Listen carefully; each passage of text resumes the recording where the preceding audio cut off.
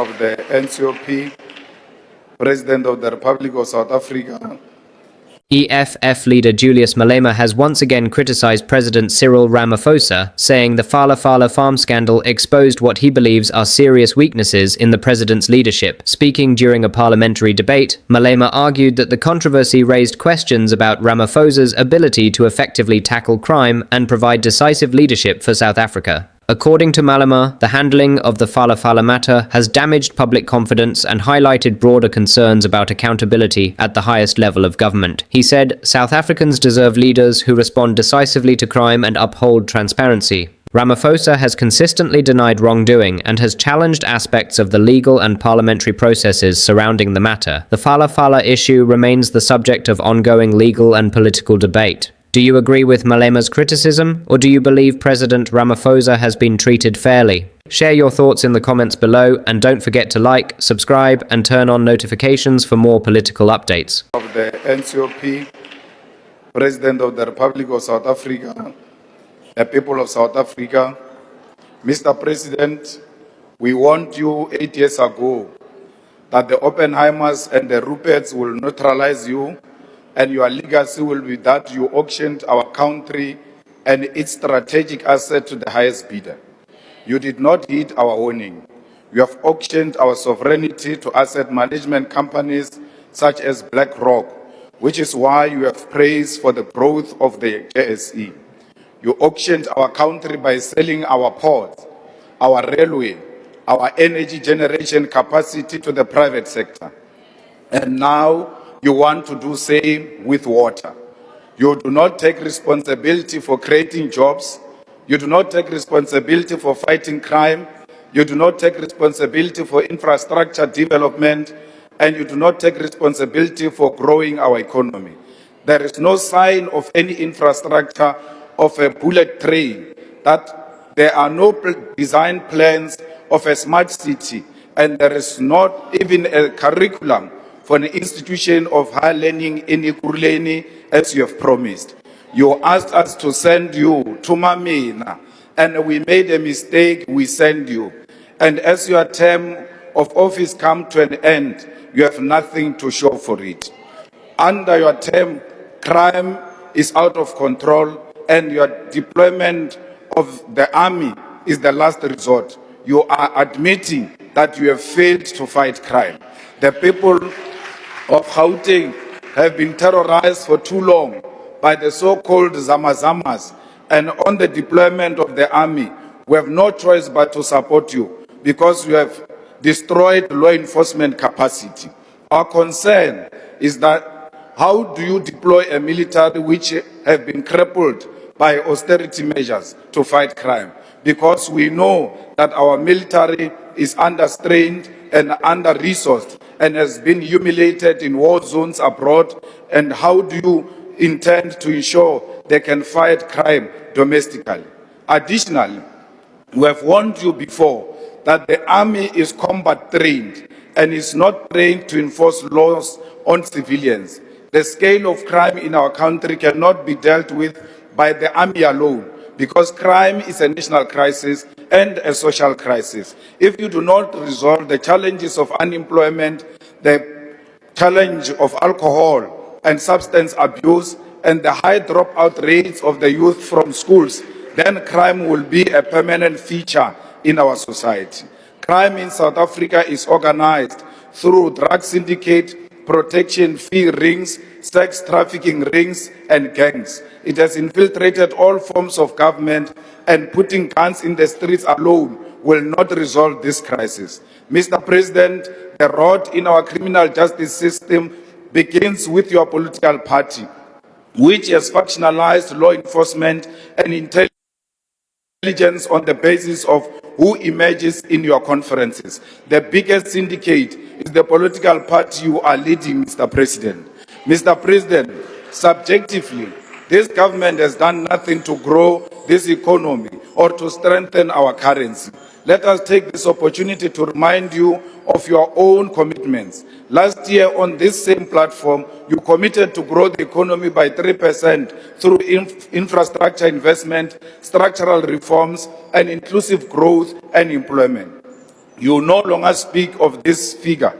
And National Treasury itself predicts economic growth at 1.5% and will most likely reverse this projection down as the year progresses because that is their tradition. You speak of the achievement of a budget surplus as a positive economic indicator, but it is more of an indication that you are implementing austerity and spending less on saving the needs of the country.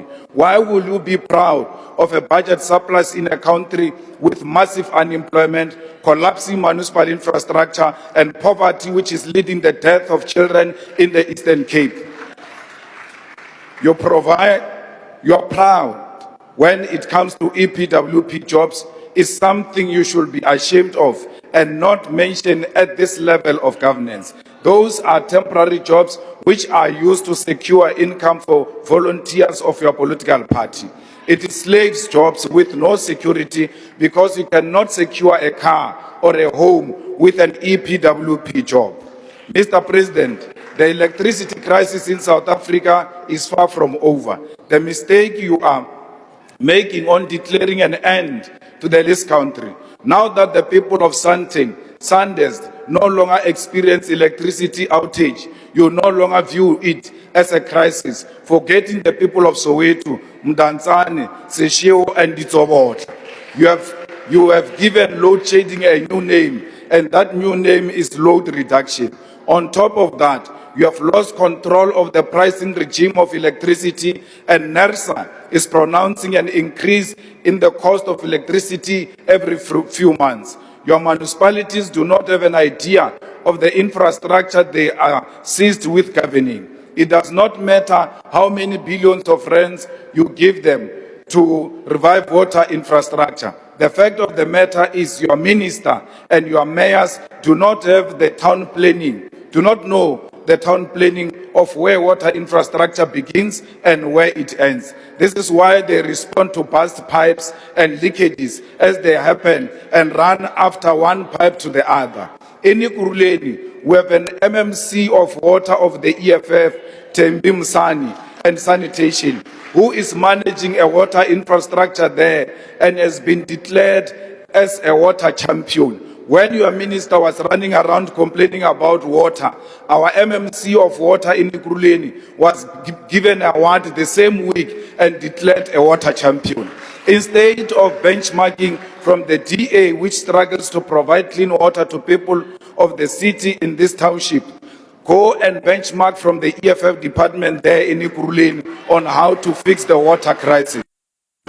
Mr. President, you will not fix our municipalities if you do not revise the backward and outdated equitable share model, which allocates more funding to the national and provincial spheres of government while giving the least allocation to local government.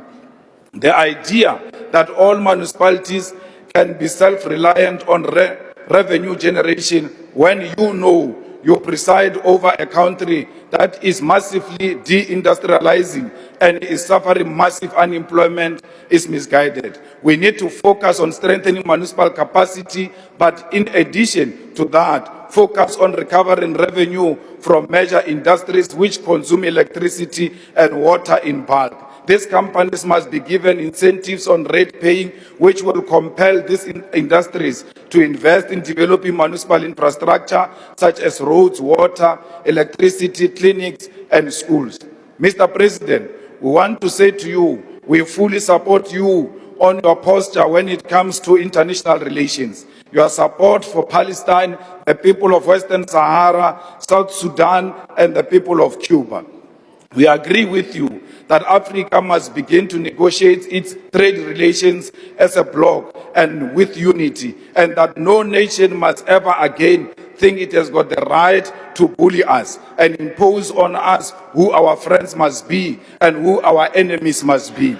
We agree with you that not civilians must take the law into their own hands and harm foreign nationals, and you must tell those in your cabinet and who support you that they must not campaign using violation of the human rights and murder of foreign nationals. They claim you agree with them. You must continue to denounce them, Mr. President.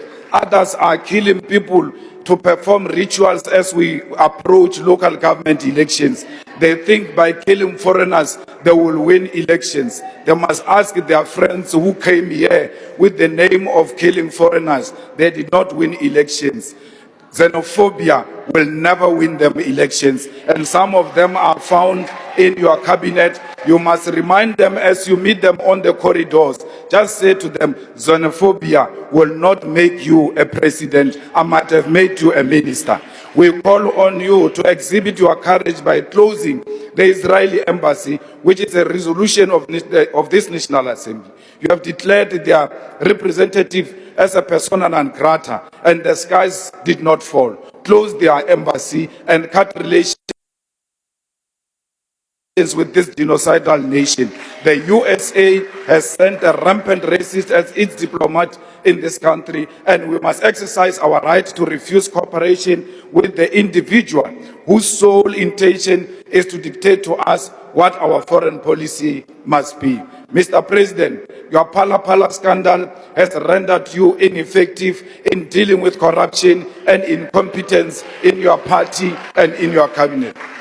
When Dr. Zweli Mkhize was found to be involved in digital vibe scandal, you did not have the courage to remove him. He resigned. Today, Zweli Mkhize is the chairperson of the Portfolio Committee on Cooperative Governance and Traditional Affairs. When Honorable David Machobo was identified as being a key part of the corruption in the State Security Agency by the Zondo Commission, you did not remove him. Instead, he is the Deputy Minister of Water and Sanitation.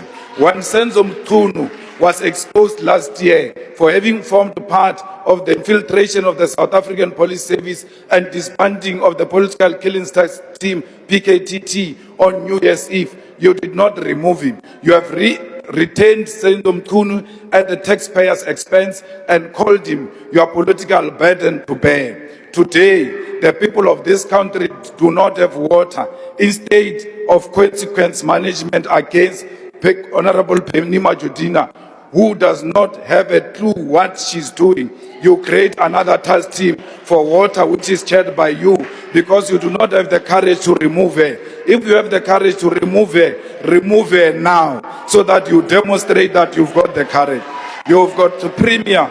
Your premier tells us he is inconvenienced and his solution is an elite.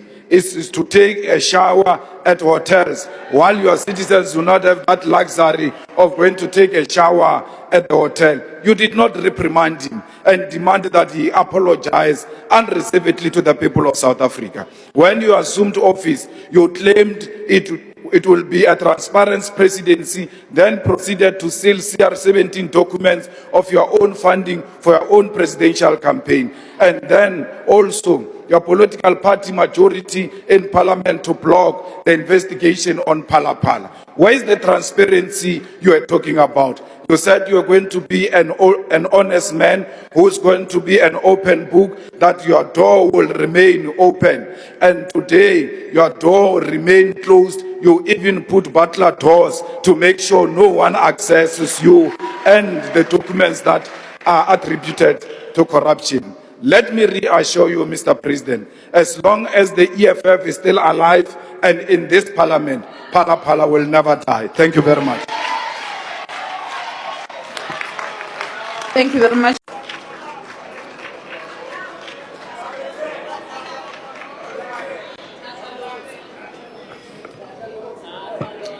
House Chair, the President has a tendency to run away when we speak here.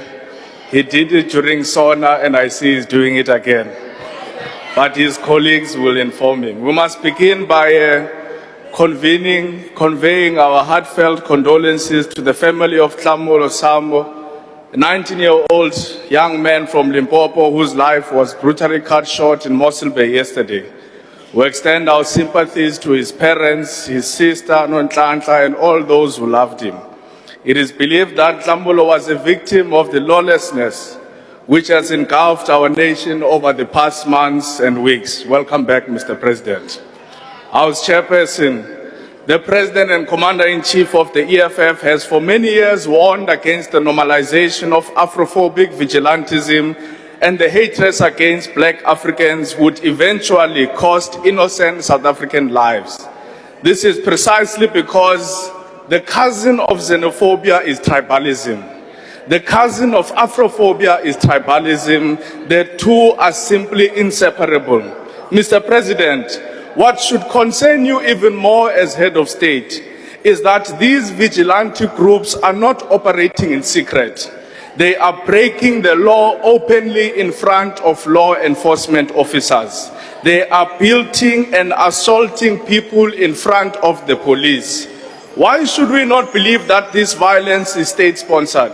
Why should we not believe that this anarchy is sponsored by you as the state when crime is committed in front of those who are supposed to be custodians of the law?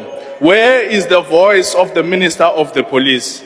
Mr. President, when you rise and respond here, you must reiterate and outline what you will be doing to address this crisis before more South African lives are lost. You must never get tired of explaining yourself to the people of South Africa. Mr. President, in your State of the Nation address, you stood before this House and committed to the employment of an additional 10,000 labor inspectors to protect South African workers from exploitation and address non-compliance with labor legislation. Where are the 10,000 additional labor inspectors, Mr. President? Your Minister of Small Business stood before South Africans and announced 500 million fund for spaza short for South Africans. Where is the 500 million fund for spaza short for South Africans? How many township entrepreneurs have touched it and felt it? Mr. President, in the same sauna, you promised the country a new university in Ekurhuleni, a promise which you made in 2020, by the way, 6 years ago. Yet the Minister of Education, Higher Education, has failed to identify a mere site, Mr. President. There is no site for a commitment that you made 6 years ago, no foundation, no construction team, and no building plan. Mr. President, these ministers clearly do not take you seriously. When a president speaks and makes a commitment before the nation, ministers and government departments are supposed to work around the clock, day and night, to ensure that the commitments made by the president become the reality. Yet, time and again, your promises are ignored by your own ministers. Do you not think that you have lost the moral authority to discipline them? Because leadership is not just about giving instructions. Leadership is about setting an example. How do you demand accountability from your ministers when South Africans are still waiting for accountability from you, Mr. President? How do you insist on transparency from your cabinet when the Pala scandal continues to cast a shadow over your presidency? Mr. President, South Africans watched in disbelief as allegations emerged that millions of dollars were hidden and stuffed under couches in your private farm and residence. They watched as questions were raised about how that money got there, how much was there, and why was that money not declared. I heard some members of the ANC raising a point of order. It's not the EFF that said the money was not declared, it's SARS and the South African Reserve Bank. But perhaps the reason why so many South Africans remain uneasy about Pala is because it reminds us of your questionable relationship with big business interests, Mr. President. It has revived questions that have followed you throughout your entire political life. You know, Mr. President, when many of us were growing up in the student movement, we were told that you were the preferred candidate for big business. We were told that you enjoyed the support and mentorship of the Rupert, of the Manel, and the Oppenheimer family. We were told that they regarded you as their guy. We were told that you are their protege. We were told that when President Nelson Mandela chose Thabo Mbeki as his deputy president, you became so upset that you didn't even attend President Mandela's inauguration. You left politics, Mr. President. You went into business, and years later you came back. So the question we must ask is, what made you come back to politics, Mr. President? Who persuaded you to leave business and return to politics? politics. We ask this because South Africa now knows that you tried to resign as president on 2 occasions. And this is not a rumor. Your national chairperson of the ANC, sitting right in front of me, confirmed this thing. Yet somehow you remained. Who exactly persuaded you to stay, Mr. President? Was it really the ANC leadership? Was it really those who sit behind you in this house? Or was the pressure coming from somewhere else, Mr. President? Was it Stellenbosch which concluded that despite the crisis facing our country, you remain the safest pair of hands for their interests? Are they the ones who told you not to resign even when unemployment remains at catastrophic levels under your leadership? Are they the ones telling you not to resign even when millions of young people wake up every morning without hope of finding work? Are they the ones telling you not to resign even when workers struggle with rising costs, rising petrol, rising diesel, rising wages, deepening their further poverty? Are they the ones telling you not to resign, Mr. President, even when municipalities are failing to deliver basic services to our people? Are they the ones telling you not to resign, Mr. President, even when the Constitutional Court told you and your party that what you did was wrong by using your majority to try and hide the truth? Are they the ones who are telling you not to resign, President, even when your own conscience is telling you to resign, Mr. President? Mr. President, Phala Phala is your Achilles heel. You know, when we watch movies, Chair, couches, furniture, and things like fridges, beds, and wardrobes are often used by criminal syndicates to transport drugs, to transport money, to transport weapons, and even to transport and traffic human organs. They use furniture to conceal the criminal proceeds and move things around without and avoiding public scrutiny. This is why many South Africans will struggle, Mr. President, to accept the explanation that this money just found its way into your couch. Because when you hide money into the couch, you must first damage the couch. You must cut the couch. You must create a hole in the couch to stuff that money in. So what exactly happened in your Phala Phala farm, Mr. President? When people hear that millions of dollars were discovered inside furniture, they do not think about your ordinary farming operations. They think about the methods which are used all over the world by criminal cartels to hide things that cannot withstand public scrutiny. This is why you fear the impeachment committee. This is why the ANC fears the impeachment committee. We know that you don't care about the vote that will come at the end. What you are scared of is the scrutiny when we continue to dig deeper into what happened in the Phala Phala farm, Mr. President. And when that moment comes, you will sit alone on that chair. No network of powerful friends will be with you. No proximity to wealth and business elites will be able to shield you from the truth that will be placed on the records. Not the Ruperts, not the Oppenheimers, not Stellenbosch, not the Manels, and not even your own caucus of the ANC. Mr. President, presidents and prime ministers across the world have actually resigned for far lesser things. They have resigned for simple lies. They have resigned for simple scandals. But even when the Constitutional Court says to you, you are wrong, you are insisting on digging your heels in. Mr. President, history will not remember you for Phala Phala alone. History will remember you for refusing an opportunity to resign even when the people of South Africa wanted to give you a dignified and honorable exit. Do the honorable thing, Mr. President, and resign.